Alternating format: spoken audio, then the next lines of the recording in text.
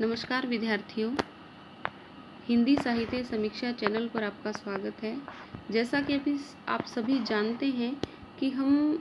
पवन दूती की सप्रसंग व्याख्या कर रहे हैं और यह हमारा तीसरा व्याख्यान है इस प्रसंग से संबंधित। पिछला जो व्याख्यान था उसमें हमने पढ़ा था कि राधिका पवन को हिदायत दे रही है कि अपना मन बहलाने के लिए वो कहीं पर भी न रुके और रास्ते में जो भी उसे कोई भी रोगी दिखाई दे या फिर उसे कोई थका हुआ व्यक्ति दिखाई दे तो उसे सबकी सेवा करनी है, सबके कष्टों को दूर करना है। तो आगे वो क्या कहती है, प्यारे प्यारे तरु किसलियों को कभी जो हिलाना। किसले का मतलब होता है एक ऐसा पेड़ जिसके ऊपर अभी अभी पत्तियां उगी हैं, बहुत कोमल पत्तियां जो अभी अभी उगी हैं, उन्हें क्या कहा जाता है, किसले कहा जाता है। तरु का मतलब होता है पेड़। वो कहती है कि अगर तेरा मन करे कि पेड़ पर अभी अभी नई नई उगी हुई पत्तियों को अपने वेग से अगर हिलाने का मन करे तो तू ऐसी मृदुल बनना, मृदुल मतलब कोमल, टूटने वे न पावे, कि इतने अधिक कोमल बन जाना उन पत्तियों को हिलाते समय कि तेरे वेग के कारण वे टूटे नहीं। मतलब छोटी से छोटी जो बात है उसका तुझे ध्यान रखना है। प्यारे प्यारे तरु किसलियों को कभी जो हिलाना तो तू ऐसी मृदुल बनना, टूटने वे न पावे, कि अगर तेरा तरु के किसलियों को यानी पेड़ की छोटी छोटी नई नई जन्मी पत्तियों को हिलाने का मन करे तो उस समय तो इतनी अधिक कोमल बन जाना कि तेरे वेग के कारण वो पत्तियां बिल्कुल भी ना टूटे। शाखा पत्रों सहित जब तू केली में लग्न होना, थोड़ा भी न दुख पहुँचे पक्षी के शावकों को। शाखा पत्र, शाखा मतलब टहनियाँ, पत्र मतलब पत्ते, केली मतलब खेलना, कि अगर शाखा के पत्तों या टहनी के पत्तों के सहित जब तू क्रीड़ाएं करने में या खेलने में मस्त होगी तो वो कहती है कि तू इस बात का पूरा पूरा ध्यान रखना कि पक्षी के शावकों को, कि जो पक्षी हैं और उनके जो बच्चे हैं उनको बिल्कुल भी दुख ना पहुँचे। यानी कि अगर कोई टहनी है जिसे तू हिला रही है, हो सकता है कि उसके ऊपर किसी पक्षी ने घोंसला बनाया हुआ है और उस घोंसले में उस पक्षी के बच्चे रह रहे हैं। तो जब तू उन टहनियों को हिलाएगी, उनके साथ खेलने में मस्त होगी, तो इस बात का पूरा पूरा ध्यान रखना कि जो पक्षी के बच्चे उन घोंसलों में विद्यमान हैं उन्हें थोड़ी सी भी तकलीफ ना हो। तेरे जैसी मृदु पवन से सर्वथा शांति कामी, कोई रोगी पथिक पथ में जो कहीं भी पड़ा हो तो तू मेरे सकल दुख को भूल के धीर होके खोना सारा कलुष उसका शांत सर्वांग होना। तेरे जैसी मृदु, मृदु मतलब कोमल, कि तेरे जैसी कोमल पवन से सर्वथा शांति, सर्वथा मतलब पूरी तरह से, शांति कामी शांति की कामना रखने वाले, कि तेरे जैसी मृदु कोमल शीतल पवन से हर कोई व्यक्ति हमेशा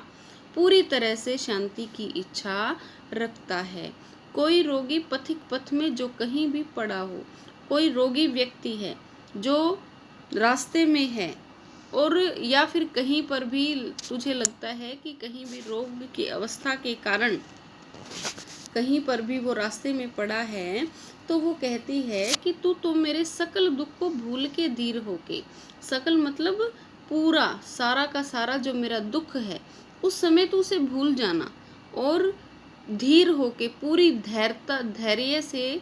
धैर्य पूर्वक वहाँ रुक करके खोना सारा कलुष, कलुष मतलब पीड़ा, शांत सर्वांग होना, सर्वांग मतलब सभी अंगों को शांति प्रदान करना। वो कहती है कि जो कहीं भी रास्ते में कोई ऐसा रोगी व्यक्ति है, बीमार व्यक्ति है जो तुझे दिखाई दे, जो अपनी कमज़ोरी की अवस्था के कारण चल नहीं पा रहा है, तो वो कहती है कि उस समय तू मेरे दुखी मन को या व्याकुलता को, उस समय मेरी पीड़ा को बिल्कुल भूल जाना और पूरे धैर्य के साथ उस व्यक्ति को इस तरह से स्पर्श करना कि उसके शरीर का सारा कलुष, सारी थकान मिट जाए और उसके शरीर के प्रत्येक अंग को पूरी तरह से शांति प्रदान हो जाए। कोई कलांता कृष्ण ललना खेत में जो दिखावे, धीरे धीरे परस उसको कलांती सर्वांग खोना। कलांता मतलब थकी हुई, कि अगर कोई लड़की है जो क्या है, थकी हुई है, खेत में जो दिखावे और तुझे वो खेत में दिखाई देती है, तो क्या करना, धीरे धीरे परस उसको कलांती सर्वांग खोना। परस मतलब स्पर्श, कलांती थकान, सर्वांग सभी अंगों की खोना, समाप्त कर देना। कि कोई कलांता, कलांता थकी हुई, कृष्ण ललना किसान की बेटी, वो क्या कहती है कि अगर कोई किसान की बेटी खेत में काम कर रही है और काम करती करती वो क्या हो गई, पूरी तरह से थक चुकी है, तो अपनी शीतलता, सौम्यता से उसको धीरे धीरे से स्पर्श करना, क्लांति सर्वांग खोना और उसके शरीर की सारी जो क्लांति, सारी जो थकान है उसके पूरी तरह से मिटा देना। जाता कोई जलद यदि हो, जलद मतलब बादल, व्योम में, आकाश में, तो वो कहती है कि अगर आकाश में कोई बादल जा रहा है तो तू क्या करना, छाया सिरी सुखद करना। छाया मतलब, और सिरी उसके सिर के ऊपर, शीश तप्तांगना के,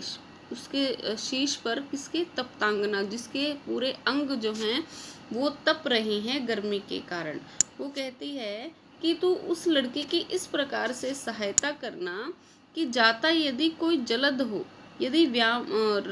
आकाश में कोई बादल जा रहा है तो तू उस काम करती हुई लड़की के ऊपर उस बादल को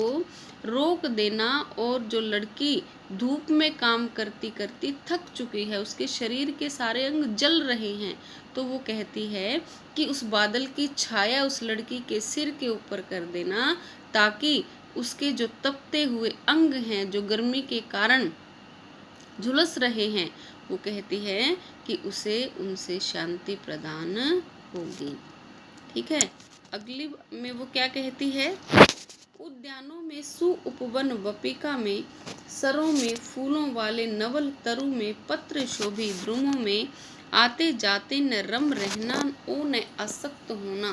कुंजों में ओ कमल कुल में, वीथिका में, वनों में। कि उद्यानों में, बाग बगीचों में, सुंदर सुंदर उपवनों में, वपिका में, तालाबों में, फूलों वाले नवल तरु में, नवल तरु, नवल का मतलब होता है नया, तरु मतलब वृक्ष, पत्र से सुशोभित द्रुम, छोटे छोटे पौधे, आते जाते न रम रहना, रम रहना मतलब उसमें समाना मत, आसक्त मत होना, आकर्षित मत होना, कुंजों में ओ कमल कुल में, कुंजे वृक्षों और लताओं का समूह, कमल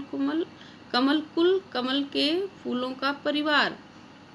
वीथिका में मतलब गलियों में, किसी भी प्रकार की गलियों में, वनों में। वो क्या कहती है कि फूलों वाले नवल तरु में, पत्र शोभी उद्यानों में, सुउपवन वापिका में, सरों में,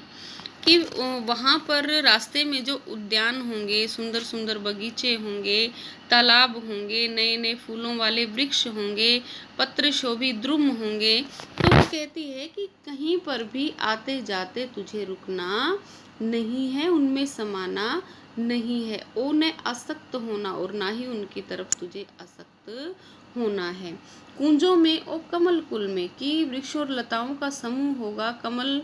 के फूलों का परिवार होगा, विभिन्न गलियां होगी, विभिन्न वन होंगे रास्ते में, तो कहती है कि तुझे कहीं पर भी रुकना नहीं है। जाते जाते पहुँच मथुरा धाम में उत्सुका हो, जाते जाते पहुँच मथुरा धाम में उत्सुका हो, कि तू चलते चलते कहाँ पहुँच जाएगी, मथुरा नगर में पहुँच जाएगी, और वहाँ उत्सुका, उत्सुका मतलब बहुत जिज्ञासु भाव से देखना, न्यारी शोभा वर नगर श्रेष्ठ जो अद्भुत नगर है, न्यारी मतलब अद्भुत, वर श्रेष्ठ, देखना मुग्ध होना, कि जाते जाते पहुँच मथुरा, कि तू इस प्रकार चलते चलते कहाँ पहुँच जाएगी, मथुरा पहुँच जाएगी। और मथुरा पहुँचकर वह एक धाम है जिसे तू बड़ी जिज्ञासा से देखना कि उस मथुरा नगर की जो शोभा है वो क्या है, अद्भुत है। और मुग्ध होना और उसकी शोभा को देखकर उसकी तरफ मोहित होना, उस पर आकर्षित होना। तू होवेगी चकित लख के मेरू से मंदिरों को, और चकित मतलब हैरान, लख के देख के, मेरू सुमेरु पर्वत के समान ऊंचे ऊंचे जो मंदिर हैं, कि वो क्या कह रही है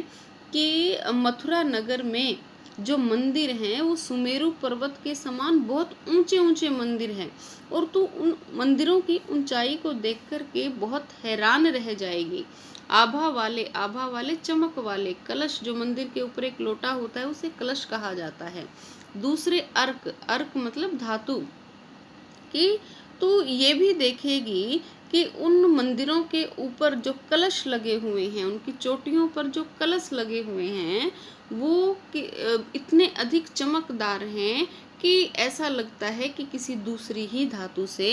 बने हुए हैं। मतलब कि ना सोने में इतनी चमक होती है, ना चांदी में इतनी चमक होती है, पता नहीं वो कौन सी धातु के बने हुए हैं जो इतने अधिक चमकते हैं, और जिन्हें देख करके तू क्या हो जाएगी, बहुत हैरान रह जाएगी। तो ये क्या बता रही है यहाँ पर, मथुरा नगर की सुंदरता को बता रही है। जी चाहे तो शिखर पर जा क्रीडना मंदिरों से, ऊंची ऊंची अनुपम ध्वजा अंक में ले उड़ाना, प्रासादों में अटन करना, घूमना प्रांगणों में, उद्युक्ता हो सकल सुर से सदन को देख जाना। वो क्या कहती है, जी चाहे तो शिखर, शिखर मतलब ऊंचाई, क्रीडना खेलना मंदिरों के, ऊंची ऊंची अनुपम, अनुपम जिसकी तुलना नहीं की जा सकती, ध्वजा मतलब झंडा, अंक में गोद में, कि अगर तेरा मन करे तो तू उन मंदिरों की चोटी पर जाना, बहुत ऊंचाई तक जाना, और जो उन मंदिरों के ऊपर जो ध्वजाएं लगी हुई है ऊंची ऊंची, और जिनकी तुलना किसी से नहीं की जा सकती, उन ध्वजाओं को अपनी गोद में लेकर उड़ाना और उन ध्वजाओं के साथ खेलना। प्रासादों में अटन करना, प्रासाद महल, अटन करना घूमना, और घूमना प्रांगणों में, और वहाँ के महलों के जो आंगन हैं उनमें भी घूमना, उद्युक्ता हो, बड़ी उत्सुकता से, बड़ी जिज्ञासा से, सकल सुर से, पूरी वेग से, पूरे सुर से मतलब पूरी आवाज से, सदन को देख जाना, उनके घर को देख लेना। वो क्या कहती है, जी चाहे तो शिखर पर जा क्रीडना मंदिरों से, कि अगर तेरा मन करे कि तू मंदिरों की चोटी पर जाकर वहाँ लगी हुई ऊंची ऊंची ध्वजाओं से खेलना चाहे तो खेलना, और उन ध्वजाओं को अपनी गोद में लेके उड़ाना। वहाँ के जो महल हैं उन महलों में घूमना, और घूमना प्रांगणों में, प्रासादों में अटन करना, घूमना प्रांगणों में, कि महलों में घूमना, उनके आंगनों में घूमना, और बड़ी उत्सुकता से, बहुत पूरे स्वर से पूरे पूरे घर को देख जाना। आगे क्या कहती है, यमुना कुंजों बागों विपिन, यमुना कूल या आल्यों में, कुंजों बागों विपिन, कुंज वही बताया मैंने आपको कि वृक्षों और लताओं का समूह, विपिन जंगल, यमुना कूल यमुना नदी का किनारा, आल्य मतलब घर, सदगंध अच्छी सुगंध, सनित मतलब सना हुआ, वास संबंध, आपसी जो संबंध बना करके आ रहा है कोई भंवरा, विकल व्याकुल किसी बाल बच्चे को, सद्भावों अच्छे भावों सहित, ताड़ना डांटना, दे भगाना। वो क्या कहती है कि अगर कोई कुंजों बागों विपिन यमुना कूलिया आल्यों में सदगंधों से सनित मुख को वास संबंध से आ, कि अगर तुझे कोई भी भंवरा ऐसा दिखाई दे जो कुंजों में, बागों में, या यमुना नदी के किनारों पर से, या किसी घर में से आ रहा है, और कैसे आ रहा है, आपसी संबंध बना करके आ रहा है, और सदगंधों से, और उसका मुख जो है वो सुगंध से सना हुआ है, और ऐसा भंवरा जो है वो अभी भी चंचल है, और वो भंवरा क्या है, वो भंवरा व्याकुल कर रहा है किसको, किसी बच्चे के ऊपर, मतलब किसी बच्चे के ऊपर बैठ रहा है और उसे तंग कर रहा है, तो तू क्या करना, तो सद्भावों सहित उसको ताड़ना दे भगाना। सद्भावों मतलब तेरे भाव जो हैं वो अच्छे होने चाहिए, और उसे डांट करके उस बच्चे के ऊपर से उसे भगा देना, उस बच्चे को तंग बिल्कुल भी मत होने देना। तो यहाँ पर राधिका जो है वो क्या कह रही है कि तुझे प्रत्येक प्रकार से हर व्यक्ति को क्या करना है, खुश रखना है, उसे शांति प्रदान करनी है। किसी भी प्रकार का कोई भी अगर अभद्र व्यवहार तू रास्ते में देखे तो उसे भी तुझे क्या है, सहन नहीं करना है, परंतु भाव तुम्हारे अच्छे होने चाहिए। ठीक है, तो आज के लिए इतना ही। कल मिलते हैं अगले व्याख्यान के साथ।